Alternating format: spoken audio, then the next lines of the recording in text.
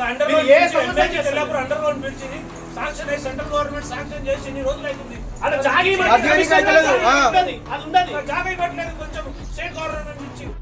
ఈరోజు మా తెల్లాపూర్ డివిజన్ 263 డివిజన్లో తెల్లాపూర్ గ్రామంలో స్కూల్ ఓపెనింగ్ అని చెప్పేసి వాళ్ళు వచ్చి కొబ్బరికాయ కొట్టిపోవడం, భూమి పూజ చేయడం జరిగింది స్థానిక ఎమ్మెల్యే గారు.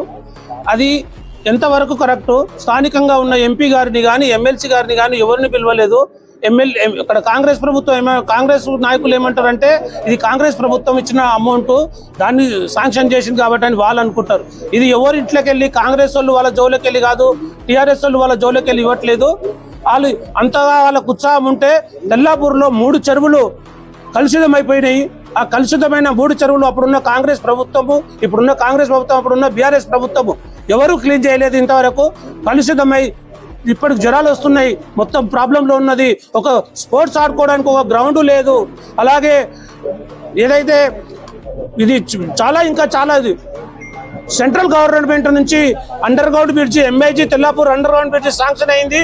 దానికి స్టేట్ గవర్నమెంట్ ఇవ్వాల్సిన స్థలం ఇవ్వక, దాని మీద దృష్టి పెట్టక ఎమ్మెల్యే గారు వీళ్ళు ఎంతమంది అక్కడ ఎంఐజీకి వెళ్ళి తెల్లాపూర్కి వెళ్ళి ఎంఐజీకి వచ్చే వాళ్ళకి చాలా మంది ప్రాబ్లం అవుతున్నది. కానీ స్టేట్ గవర్నమెంట్ కానీ అలాగే స్థానిక ఎమ్మెల్యే గారు కానీ ఇలాంటి సమస్యల మీద మీరు దృష్టి పెట్టాలి. కానీ ఏదో వచ్చి ప్రోటోకాల్ లేకుండా, ఏది లేకుండా, ఎంపీ గారిని పిలవకుండా, ఎమ్మెల్సీ గారిని పిలవకుండా ఇది చేయడం మాత్రం అన్యాయము. ఇలాంటి ప్రోగ్రామ్ కమిషనర్ గారికి కూడా ఇంకోసారి మళ్ళీసారి ఇలాంటి ప్రోగ్రాం మళ్ళీ చేయకుండా, లేదా ఇలాంటి ప్రోగ్రాం మళ్ళీ పునరావృతం అయితే మా బీజేపీ తరఫున భారీ ఎత్తున మేము ధర్నా కార్యక్రమాలు కానీ ఇలా చాలా కార్యక్రమాలు మేము చెప్తాం.